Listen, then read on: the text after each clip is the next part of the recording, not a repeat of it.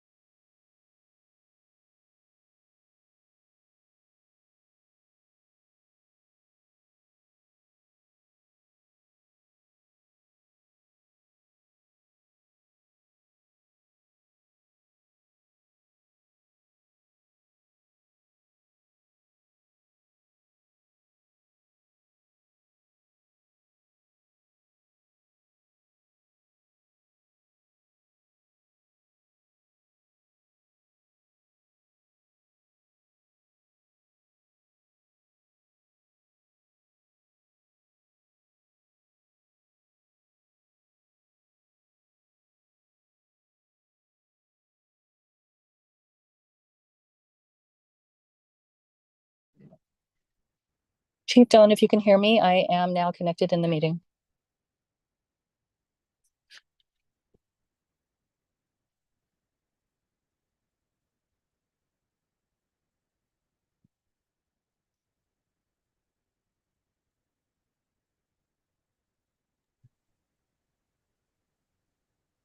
All right, Commissioner, I think we are ready. Good. You might have to speak up, though. Can you hear us, Tanya? I can. All right. Let's rock and roll. I'd like to call the meeting to order. All those present, if you would please rise and join me in the Pledge of Allegiance. I pledge allegiance to the flag of the United States of America and to the republic for which it stands, one nation, under God, indivisible, with liberty and justice for all. Thank you.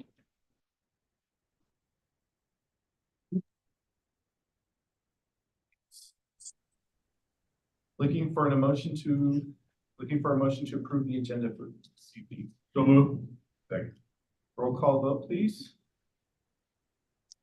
Commissioner Incy, Yes. Commissioner Nelson, Yes. Commissioner Sudich, Yes. Commissioner Wilsey, Yes.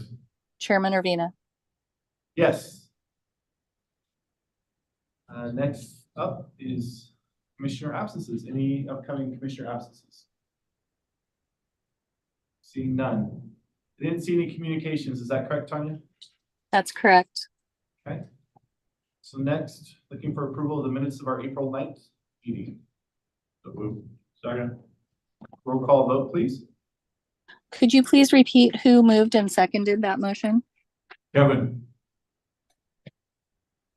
Alex. Thank you. Commissioner Incy, Yes. Commissioner Nelson, Yes. Commissioner Sudich, Yes. Commissioner Wilsey, Yes. Chairman Urbina. Yes, thank you. That brings us to vouchers. I'll move that we approve accounts payable vouchers 201-147 through 201-239 and payroll vouchers 201-128 through 201-146, along with ACH payroll transfer and wire transfer fees as outlined in the agenda for a grand total of $2,811,513.73. Second. Roll call vote, please. Who was that? Who seconded, please? Kevin. Thank you. Commissioner Incy, Yes. Commissioner Nelson, Yes. Commissioner Sudich, Yes. Commissioner Wilsey, Yes. Chairman Urbina. Yes, Thank you. I did talk with President Flick from the union, and there was no local report. Gets us to chief's reports. Chief Doe. All right, we're gonna start with Chief Booth. Good evening. I wanted to let you all know that we are demoing a piece of equipment that is used to raise a non-injured patient off a floor. It lifts up to 330 pounds. It's a product out of Denmark, actually, but there's a local vendor in Florida. So far, it's been shown to the Run Reviews group, and then I'll be going station to station over the coming 20 to 30 days to give everyone an opportunity to take a look at the product and give me some feedback on whether or not we're interested. This is something that I'm looking into regarding mitigating orthopedic injuries through the L&I Fire Program. This is year 2, and I see potential in this device to helping reduce workplace injuries. So that'll be going on, and then my final verdict would be at the end of May before my free demo runs out. Oh, sorry, Chief Oldenburg. Good evening, Commissioners. I thought I'd give you another quick update on what we're calling our strategic network plan. That is the network connectivity throughout the district. It started with the tower at the property at Station 53. That is at the stage where the city of Tacoma, in coordination with Gig Harbor Fire, has submitted for the pre-application hearing to review the construction of that tower at Station 53 site.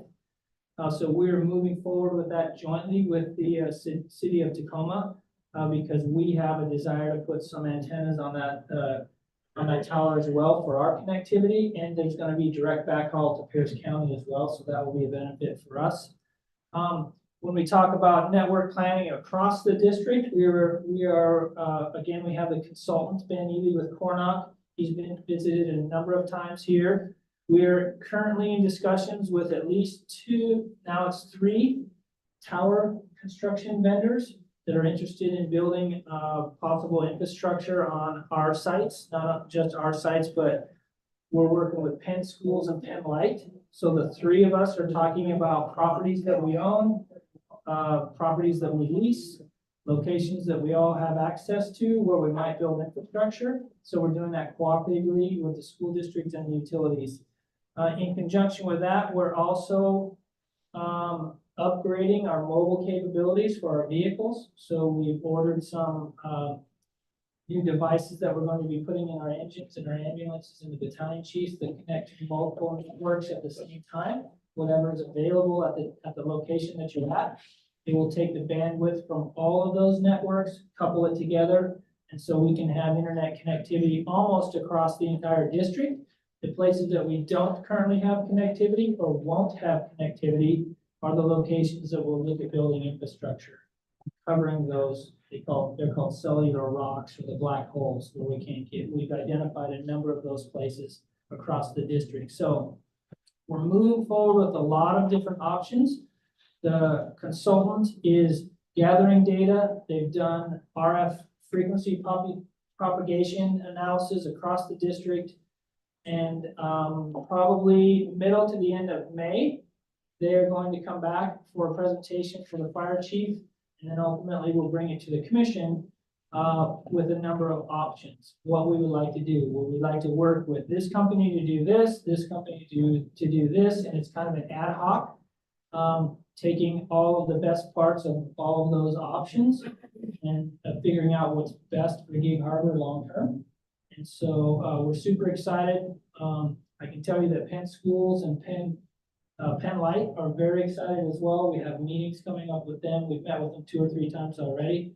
So we're all trying to solve the same problem with connectivity. They want connectivity on their utility vehicles. They want connectivity on the school buses, internet to rural areas. We're all looking for the same thing, is how do we get connectivity across the jurisdiction? And I think we're coming up with some very ingenious ways of doing that. I'm kind of leaning forward, preparing ourselves for the next decade and beyond, doing it the right way. So thought I'd give you a little bit of an update now. We will have more information middle and end part of May. Aside from that, I'll stand for questions that you may have.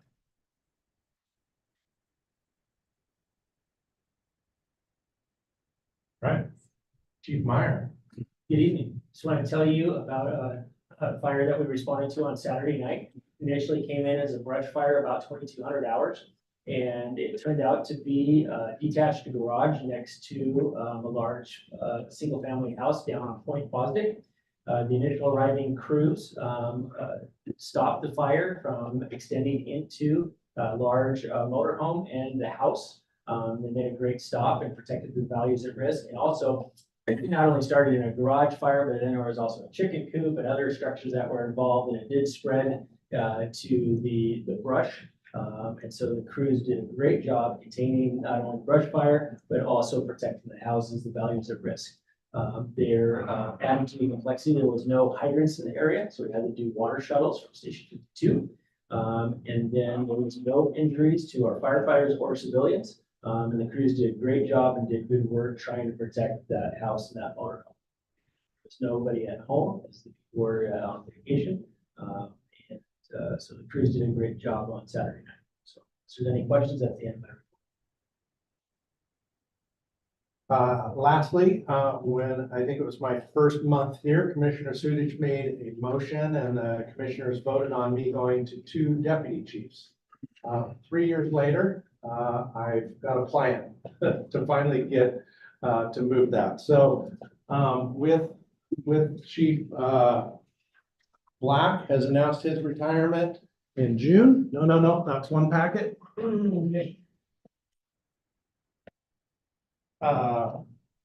Chief Black in June and Chief Meyer at the end of the year. The first page is our current setup. We have 5 assistant chiefs right now. And with Chief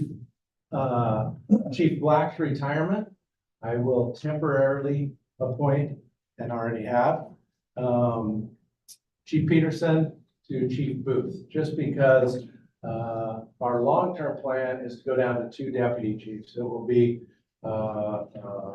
operations and support services. We haven't figured out the name yet. And lastly, Chief Booth will be a 3rd deputy chief. When he decides to retire, we will evaluate in the meantime if we need a 3rd one or if we drop to 2 and move that under support services also. So I gave you 3 snapshots: the current, short term, and then the long term. But the overhead is that we will be dropping from 5, and then when Chief Johnson retires, we will be at least begin done with the bond or close to the bond, and we can hire a consultant to help us get that over the finish line. So we'll go from 5. Chief Black is retiring. We will not be filling that position. Chief Johnson, when he retires, we will not fill that position. Chief Booth will be a long-term decision of whether we do or we don't. We'll work on that, and we will go down to an operations and a finance administration for support services. Underneath that will be IT, finance, HR. We'll move logistics under that long term. So I wanted to let you know I'm working on it. Commissioner Sudich, I didn't forget, just taking me a long time. I apologize. And that's the direction we're headed. With Chief Black's FTE, we're gonna take some time this year to figure out what to do with that. It'll probably fall within that division somewhere. But we might get 2 FTEs out of that position rather than a chief. So that's where I'm headed. So hopefully after 3 years, I made some movement on a motion you made my first month. Any questions?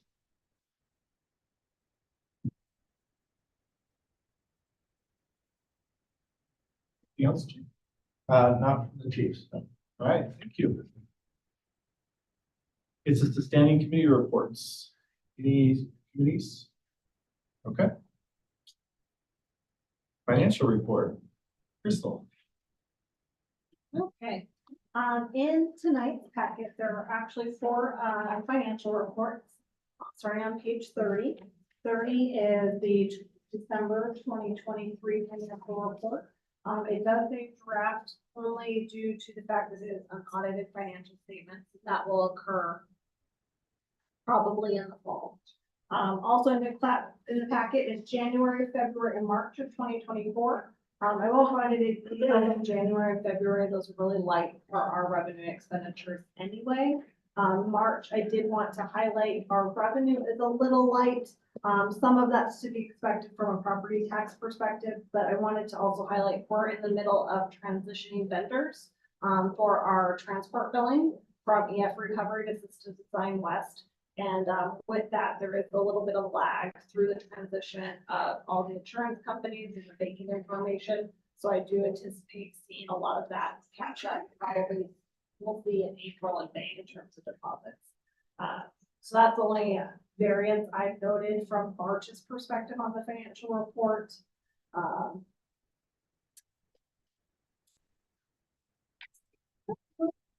Anything else for March? Now, the only other thing I'll note from 2024's perspective, you'll notice a new category in the expenses by division under transfers. So now that we participate in the local program and have some additional contributions for debt payments, so that's an additional category that you do not see in the 2024. And then the only other follow-up I'll have, this is the financials for December of 2023 included. We will do a more detailed PowerPoint presentation with the main meeting for follow-up on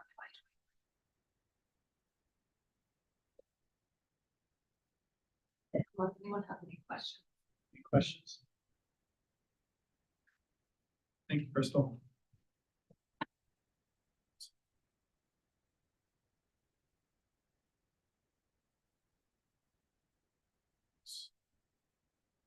I do not have anything to report from the chairman's report today. That gets us to the 2022 bond update. Chief Johnson. Good evening, everybody. So I'll give you just a real quick update on some of the projects, then I'll give you a presentation on the Station 51 project. Station 53 and 57 are moving along. Framing will start tomorrow at Station 53. Lumber packages are already delivered. Most of the footings are already in, and the walls are torn out, so they're moving along. I talked to the contractor today. He's expecting 53 to be completed by the end of July and 57 to be completed by the end of September. So well ahead of schedule, and everything's moving along as we should. Training campus, I checked in on permits yesterday. We have approved permits, but they're on hold because we had to submit a change in structural design for, we had to put an extra vent in. And then putting the vent in caused a trickle effect of moving a little bit more concrete. So everything's in, we're just waiting for the final review. Like I said, the permit is approved, on hold because of our late submittal of a change. I'll do this, the presentation on 51, really the other projects moving along. Station 50, that remodel, we had some photography done today or yesterday. We'll be getting some blueprints and a better estimate. We'll go out to an estimator with all that data to get a better estimate of getting the repairs done, and we'll move from there. Is there any questions about those projects? All right, bear with me. I'm gonna share.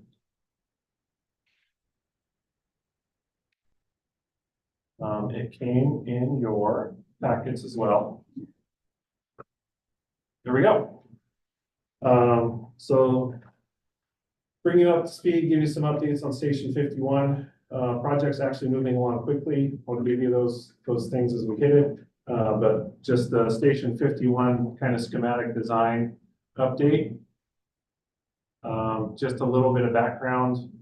51 was originally built in the 70s. We actually purchased that land for $41,000 from the State of Washington Highway Division. And we have pictures of it, so some of that stuff will be, that kind of neat stuff that I found will be included in around the station. Station's been through multiple remodels and additions. From that, we have found all of those remodels, additions, and problems with all of those things over the last few years, especially. The station's outlived its functional use as a modern station. I'll leave it at that. We had a need to develop a fire station that can serve our community, and as our workforce becomes more and more diverse, build for that in the future as well. How did we get to where we're at? So a few years ago, the district entered into a contract with Rice Fergus Miller out of Bremerton to do a capital facilities plan.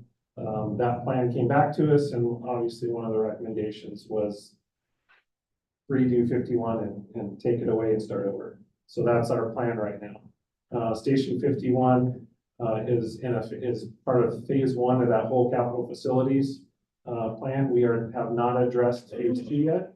Phase 1 hits all of our staff, or well, I should say not all of our staff, but 51, 58, 59, the training campus and the logistics facility.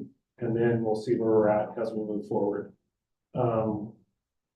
We formed a station design committee with members from the department. We have a mix, and a lot of those folks that are on, most of those folks that are on that committee are actually people that long-term wish to stay at 51 and work their career there. So that's a good mix of folks to get some perspective. Those folks are also taking back the information that we bring together to the people and the other shift folks. There's always questions district-wide because of our variance and distances of stations. Some stations don't see each other. So once we're done tonight, moving forward, I'll be sending the presentation out to the other department members so they can get a view as well. We went around and visited some of the newly designed and built stations in the area to get more ideas. I've attended some station design conferences, which basically started about 10 years ago. We have architects from across the country, great discussions. We get to see what other people are doing. It's just a great conference. Going again in May, and it's in Glendale. And don't think, oh, Chief Johnson gets to go to Arizona. It's supposed to be over 100 that week. So Chief Johnson will not be outside. RFM, when we started the 51 project, RFM, their architect that's assigned for this project, Keith, came up and we spent the whole day walking around Gig Harbor just for him to get a feel of what's going to fit into the community. I think he's done a great job of that. And now we're kind of in that collaboration with Rice Fergus Miller and looking at different designs from around the Northwest and beyond. They actually do quite a bit of work outside the Northwest as well. Where are we in the process? They've taken the input. We've had multiple times to fine tune the design and the layout. We've worked with the City of Gig Harbor design requirements. We've had our pre-construction meeting with the City of Gig Harbor.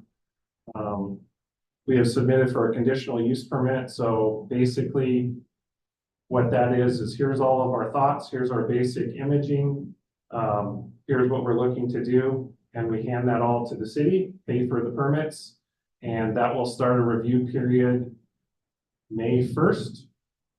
Open for public comment between May 1st and May 15th. We don't get anything, we go back to the city and keep moving forward. And going from there. So what's been included in the design, first floor? The design has 11 dorm rooms, 5 showers, workout space with an additional space outside. There's a conference room on the main floor. There's 2 company offices, and this is for future development of not only an engine company officer, but a truck company officer. Battalion chief office. There are 3 drive-through bays, which are long enough for the current longest ladder truck made. We need to accommodate, we don't know what we're gonna get and when we're gonna get it. So we have to build the station to accept that. We don't want to build a station that, much like a few other departments around the country have had stations, bought ladder trucks, and they don't fit.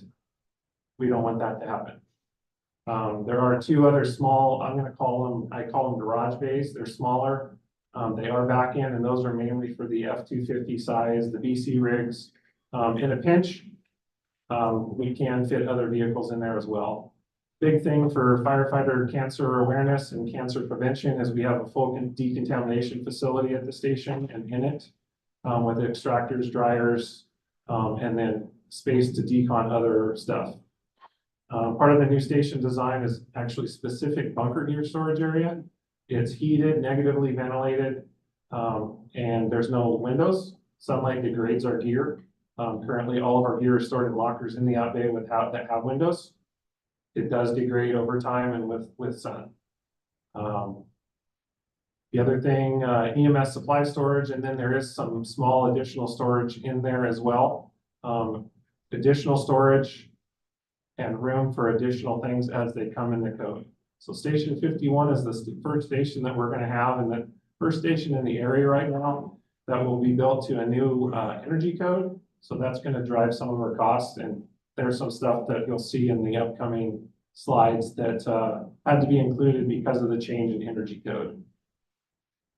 Floor 2, it's a larger kitchen. We have an outdoor seating and cooking area towards the front of the station, a training room, a day room. There's 2 more bathrooms.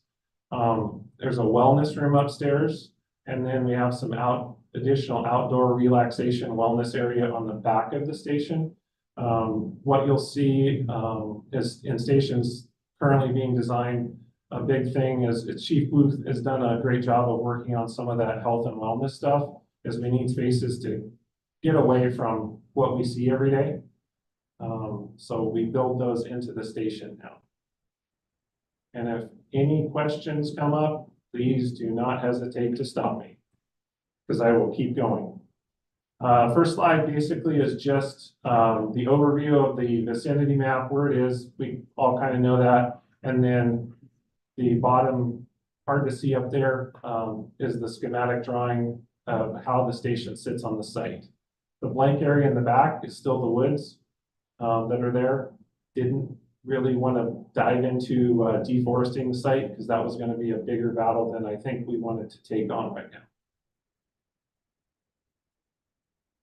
A little bit better rendition of what you will see, the station. So floor 1 of station 51, as we see it, is 16,410 feet. Floor 2 is 4,275 square feet. That puts us just a little bit over 20,000 square feet for a fire station. So it's not on the small end, but it is definitely not on the big end. And that's to accommodate multiple companies at this station.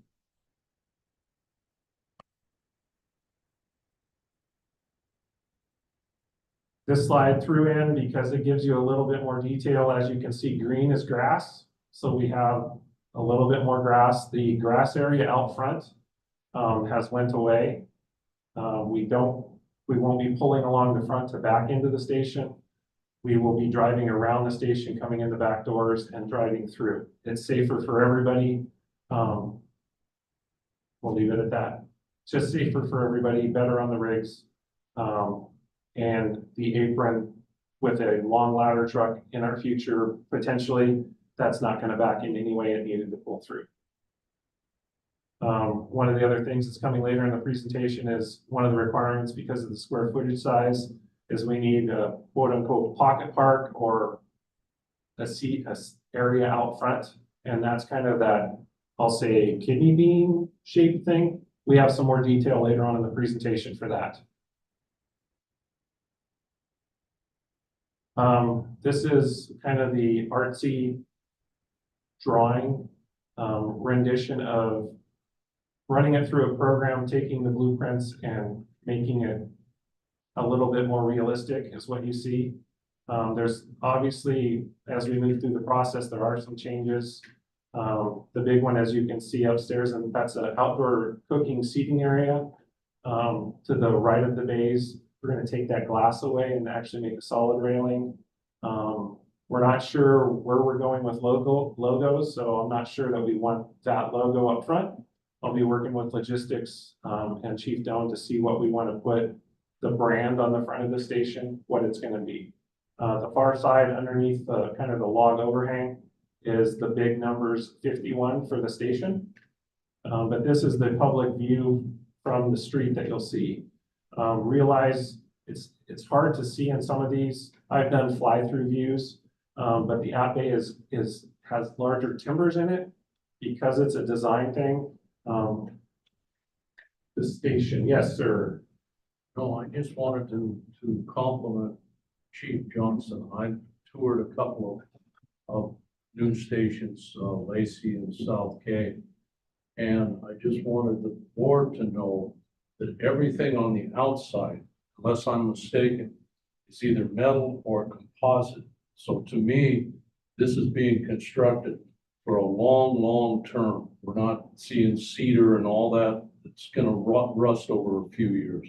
It's either gonna be composite, metal, I shouldn't say ceramic, slate, whatever the case may be. I just wanted to make that point. Thank you, sir. Yeah, we want this thing to last for years to come. But what I was getting to is it's hard to see. So the app bay has timbers. It's a architectural. We have to do it anyway, so we're going to make it look a little bit prettier. It's hard to realize when I explain to people, the app bay elevation won't change from what it is. It's going to be in the same place. The street level is actually 6 feet lower than the app bay elevation. So when you're walking along the street, you will actually look up and into those upper lit timbers to see it. It's an architectural design. It looks pretty. We had to do something anyway because we have to support those big spaces. And then these are just simply walking through views. Upper, kind of the right side is that 51. The lower picture is the south elevation as it says. So on the public entry door, there's a number 51 and it says Gig Harbor Fire. The side there is a little bit broken up. We're not sure it's a monolithic side that we need to break up or it looks really funny. So we're still playing with what's there. There is a lot of, metal and masonry, just to break that side up. On the back lower, you'll see, that's a roll-up door that actually goes into the PT area. There is an outside cover area from PT to come outside. That's what we're seeing in a lot of places now, is that bigger door and gives them the ability to expand the workout space to outside. And yes, we do have nice days in the Northwest that you can do that. Are the doors that I'm looking at there, when constructed, are they gonna be red? Yes. David Hughes is gonna be very happy. Yep. It's once again, it's an architectural thing. The red doors, I believe they look great. Chief Doan will back me on that. Yeah, he will. So the back, same thing. One of those things that I didn't catch until yesterday. So the upper picture, that east elevation, you're looking at the back of the station. There's no windows in the PT room. Caught that 2 days ago. So as long as I've been staring at these, I still find little things and we'll get them fixed. And then really the north elevation, it's really buried against the bank. and against nothing. No one's gonna see it. Unless you specifically walk over there, so there's nothing really to look at or to change. Just some more, sky views, new energy code. So on both the upper and the lower corners there, those are solar panels, new and changed energy code. We are required to do solar. So that's a south facing roof. So we're putting as much up there as we can get. So along with that, along with solar panels, we have batteries to store it, all those things. That's what I was talking about, the cost going up is with the change in energy code that we have to now follow. Those are some of the things that we did not really foresee. We're finding out those costs now when we're still working on costs. That's gig farmer code or Washington State? National, yeah. So it's been actually in courts for 2 years. It's supposed to come out 2 years ago. And it finally made it all the way through, and it came out March 15th was the official date. When we toured that station South Cape, I mean, I've never seen anything like it. Just the outside as far as the reclaiming the heat and all that, is that gonna be involved with Yep. ours? It sure I is. mean, it's, all I could see was dollar and cents. Yep, there's a lot of it in there. I think that's all I got for those views. Hard to see the layout where you're at, but that's just showing that we have the rooms. As Tom was saying, in the new energy code, the one thing you can see that looks really funny is the upper right corner. So that's actually what's called the water room. New energy code, we have to store heated water. We can only heat water with petroleum, so natural gas, to a certain percentage of what we need. The rest is using the heat pumps out back that water runs through, and we regain that energy from the heat pump running to heat the water, which is then stored. So we actually have 2 ways to heat water. It's electric and gas, but we can't heat it all with gas. Because I want the gas to be used in the building for the floor, for the at-bay heaters, because that's really that big space. Radiant heaters is the only way to go. There are no new hookups within the new energy code, unless your authority in jurisdictions allows it. We are going under the assumption that we already have a hookup. We're just taking it to the street and we're bringing it right back. We believe that'll go through. I have a question on Alpay. When we were in Lacey and in South Cape, 2 different logistic chiefs, they really emphasized that in each case, that Alpay slab, when it was poured, they had to break portions of it out. Would it be in our best interest to have some type of trying to say, an inspector or something? Oh, we have, so with projects now that are this big, we actually have a firm that we contract with that comes in, and every time there's a concrete pour or checking the footings and the rebar and counting the number of rods, all those things, materials testing comes in and specifically looks at the plans and makes sure, like if they have to drill concrete and put rebar in to epoxy it, they have to be on site when they're doing it. So someone is watching our back constantly on those things. Because in both cases, they were saying we should have, could have, would have. Yep. We are trying to avoid all of those things. I get at least 6 reports, 7 reports a week from that special testing. Floor 2, there's not much to look at on this drawing. It's a bunch of lines. There's a better picture coming. So actually, so this is a change in the last couple days. So for me, I know what the colors are. So the green is the PT room. So it's obviously like stall mats, rubber, athletic flooring.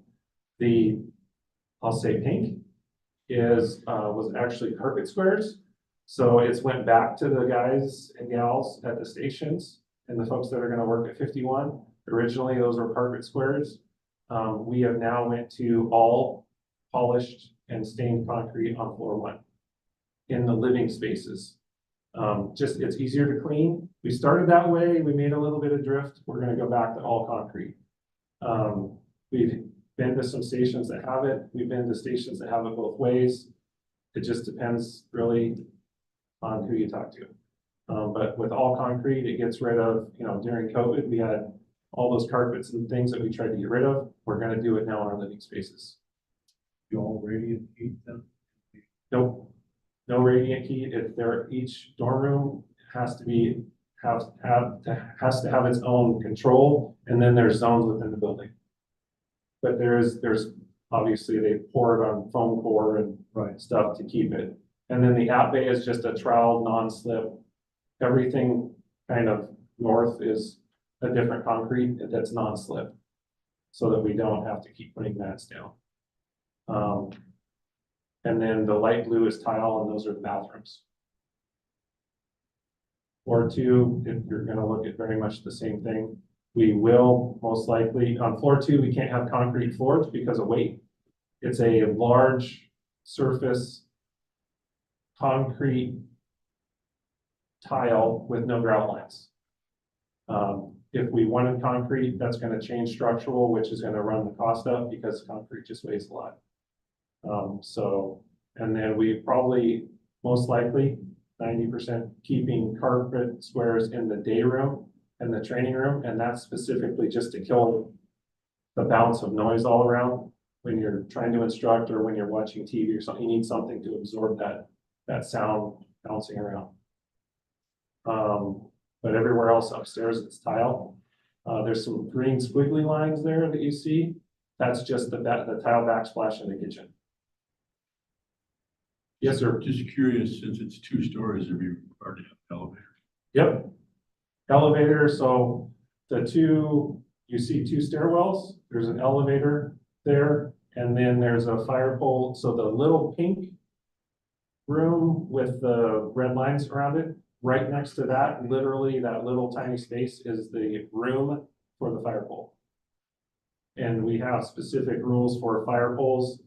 It's lit all the time. It's a locked room. You can't access it. It only opens for 2 or 3 minutes after the alarm, and then the door magnetically locks again and you can't open it.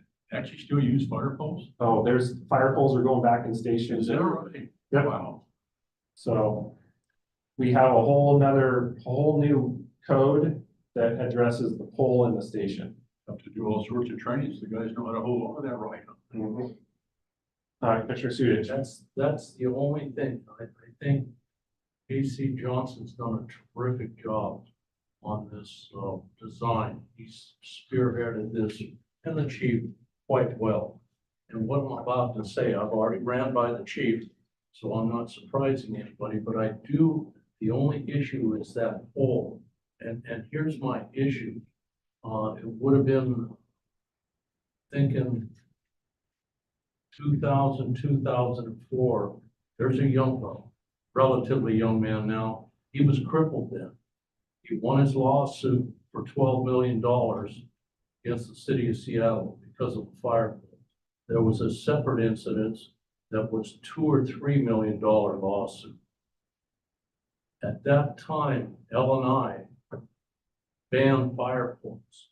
Then there was a bunch of lobbying done, and they gave in, and there's 9 different, as Chief Johnson said, it's very strict. But the one that really troubles me is, you look at it.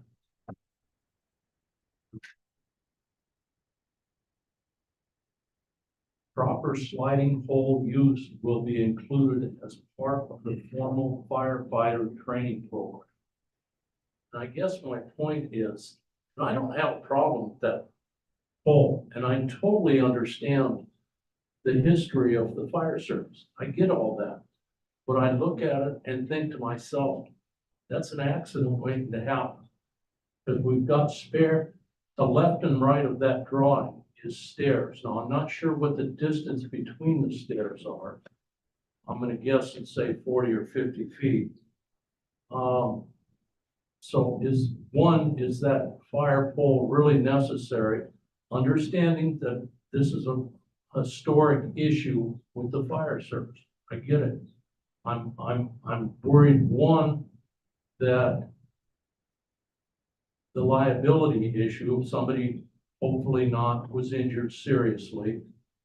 And two, as of April 2008, each pole in a remodeled Seattle fire station, according to the Seattle PI, each one was $150,000. Now that's all I asked Bryce Fergus Miller through Chief Johnson, what the cost of that would be. And the pole itself was frankly not that much money, but there's an awful lot of infrastructure and electronics that go into it. And I just wanted to share with the board that I've got a real concern of, and there's 9 different column rules they have to go by, and I understand that. I just don't want to see some young firefighter like in Seattle in 2004 or whatever it was, crippled. He was crippled for life. I can see knees, I can see backs. That's my real issue. And it's not so much the liability as much as I don't want to see some young firefighter, male or female, injured because they slipped or whatever the case may be. I wanted to make sure the board understands the issue and the history of the fire poles, how they were banned at one time, and the lobbying brought them back. So we all understand if or when something terrible may happen, not will.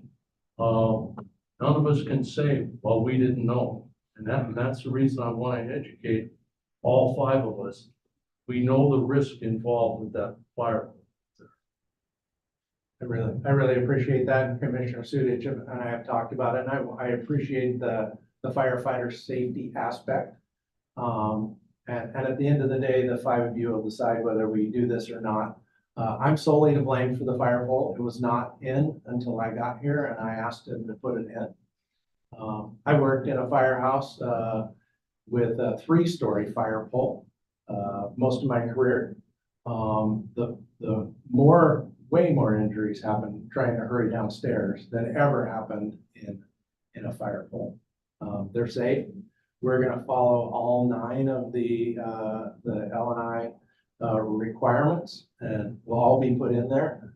So it does help us with speed to get to the turnout time to get to the engines. I believe they're safer than stairs, and worked in the firehouse for over 20 years, going on 5,000-6,000 calls a year. So, and not one injury came from our fire pole. So that's real life experience. And sometimes when I was sweaty and I was on the 3rd floor, I didn't want to slide down because you'd start off really sweaty and then it would burn off, and then it would hurt, it would sting. So I would run down the stairs, and I hated that worse than I did going down the pole. So I appreciate it.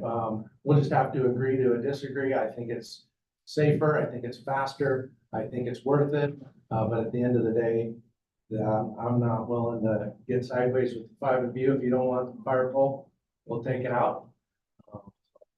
We'll just leave it at that. As the 2nd floor, is that the primary kitchen? That's the primary kitchen. And the primary day room Yep, that's the day room, the kitchen, and the training is room. on the 2nd floor. Yep. So, And we're limited to a 2-story because all of you have seen the site. It's narrow.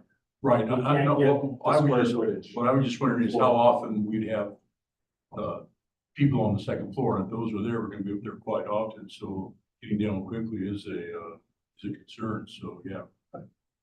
And maybe, and I appreciate what Tom said, and I'm trying to remember, I remember reading about, so I think that Seattle case wound up in appellate litigation, and I read all that stuff because I'm a crazy person, but wasn't, I could be totally wrong, and maybe somebody remembers this better than me, wasn't part of it, the way it was designed, it was directly in the sleeping area, didn't it have to do with, it was like a nighttime hall, and the person, the way the pole was designed, the person fell because it was dark night, like wasn't well lit. And we're not, all the sleeping quarters here are on the first floor, so if we're talking calls at night, pole's not gonna be in play. So I just wanted to, I mean, I agree with what Tom said. I mean, they did pay out a lot. This person was severely injured, but part of it had to do with, I think, the L and I requirements now. Or Had they been in place then, maybe it wouldn't have happened. Is that, The pole, as you said, the sleeping quarters are on first floor. That's our biggest thing. You wake up groggy, not gonna lie. And you go. We own one sleeping quarters on the second floor. That's why they're down. right? That room. So requirements are, that it's in a locked room. It's only, it becomes the magnets release at the tones for the station. So they're released for a very certain period. The door handle is required to be at 5 feet. Once that timer goes out, the door locks. So there's a little light above. These are all the requirements. A light above that lights, that tells you the door is active and open. And I mean, I was in a Clark County station, literally when tones came out, the station's 2 years old. No one was on, they were all downstairs. But literally that's exactly what happens is tones hit, light came on, you literally heard the magnet release. We stood there, waited the 2 minutes. The light went out and the door locked again and you can't open it. There is a way to open it. It's much like a fire alarm pole station. But once you do that, you have to reset it. And there's only, at this station, the station officer will have the key to reset it. But if you reset it, it sets an alarm off as well. There's a ton of, and then it has to be continuously illuminated 24 hours a day, 7 days a week, and there's no switch to turn those lights out. There's a whole bunch of built into it. I just wasn't sure if anybody remembered the. Yeah, it was at night. Yeah. Yeah, and it was at one of the older stations that don't have all of the safety that's now built in. Was that directly into the sleeping space at I would- too? I think, if I remember, I don't want to. Yeah, I don't for certain, but so, And I'm not trying to equate no, with now. And that's the reason we've got 9 different call rules and stuff. And I'm not trying to nix this.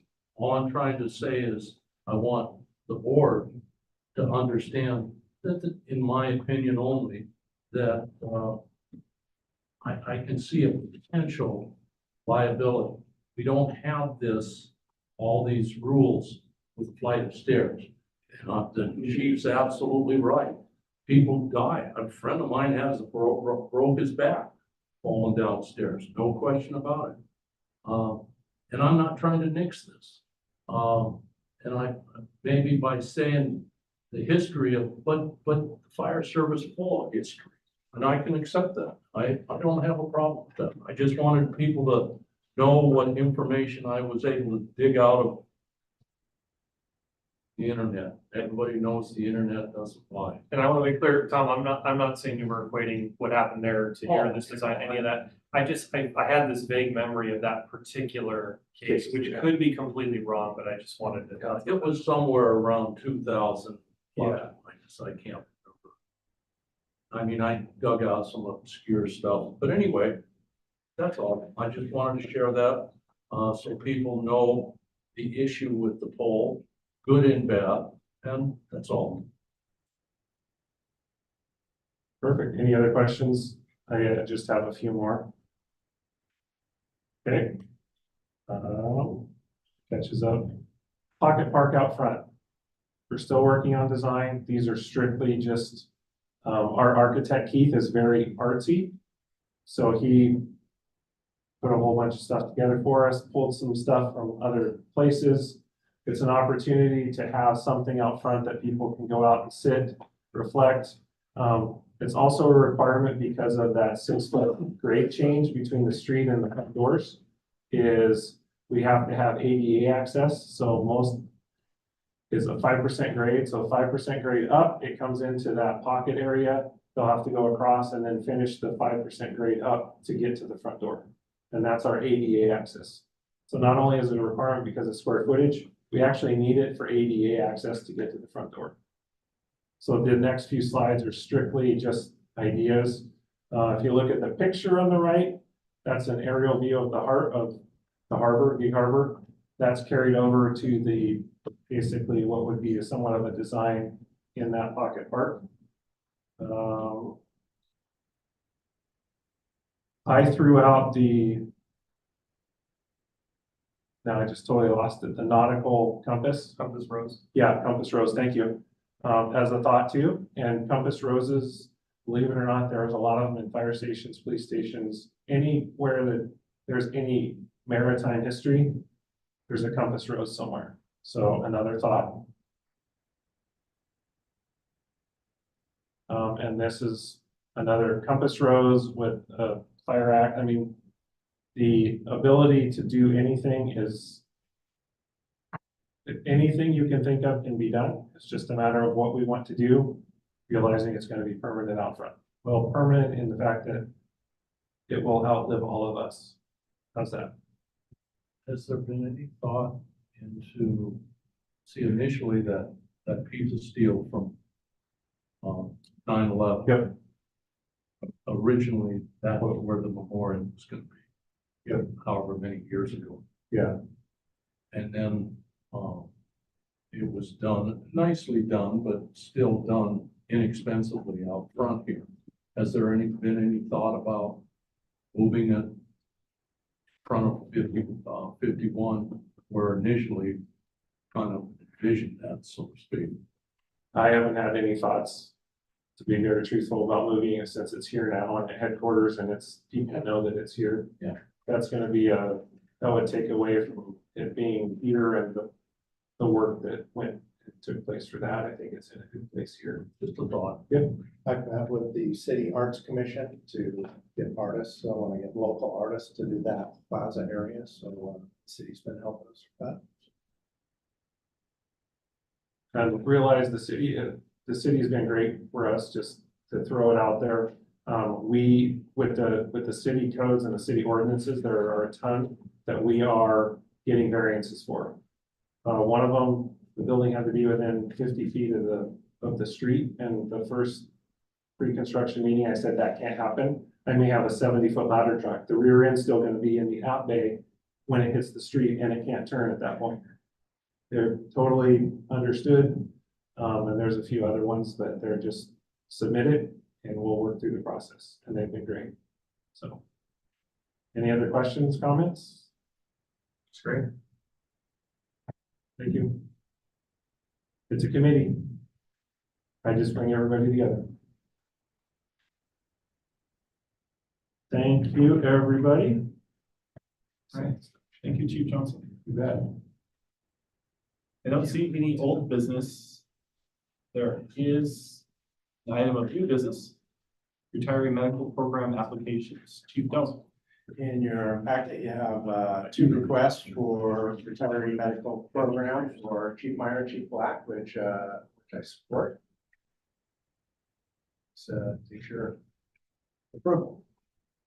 So I think the motions need to be made individually. So the first one in the packet was for Chief Black. I move that we approve, I don't know, what would we call it, the application of Chief Black for entry into the post-retirement medical program. Second. Roll call vote? Commissioner Incy, Yes. Commissioner Nelson, Yes. Commissioner Wilsey, Yes. Commissioner Sudich, Yes. Chairman Urbina. Yes. And I'll move that we approve the application of Chief Meyer for the post-retirement medical program. Second. Roll call vote, please. Commissioner Incy, Yes. Commissioner Nelson, Yes. Commissioner Wilsey, Yes. Commissioner Sudich, Yes. Chairman Urbina. Yes. Thank you. I think both of these, I mean, if you look at the years of service. 60 years of combined service. So thank you. Yeah, we can celebrate both of them. Absolutely. That gets us to open public comment. Please state your name for the record and you will have 3 minutes to speak. So let's see if there's anyone online, their hand up. We'll see if I have the technology to figure this out. I got it, Chief. There's You got nobody out there other than Jake with a local. Okay. Guys, that gets us to good of the order. Anything for the good of the order? Special interest, upcoming events. Just wanted to remind you that Lieutenant Larson is retiring on the 30th at 8:30 at Station 58. We'll be celebrating. I know it's a little far out, but the Maritime Gig Festival and Parade is the first Saturday in June, June 1st. Chiefs Peterson and Westcott are working together on a plan for the organization, and there'll be more information in the coming weeks. UC and I will be Judging. well, we'll be leading the parade and then judging. So you're not, Glad every year. so you're not going to Chelan? Well, that just crossed my mind today when I got the invitation, Yeah. so I'll be figuring that out. Okay. All right. Well, thank you, everybody. We'll go ahead and adjourn the meeting. Our next regular scheduled meeting will be May 14th at 5 o'clock. Thank you.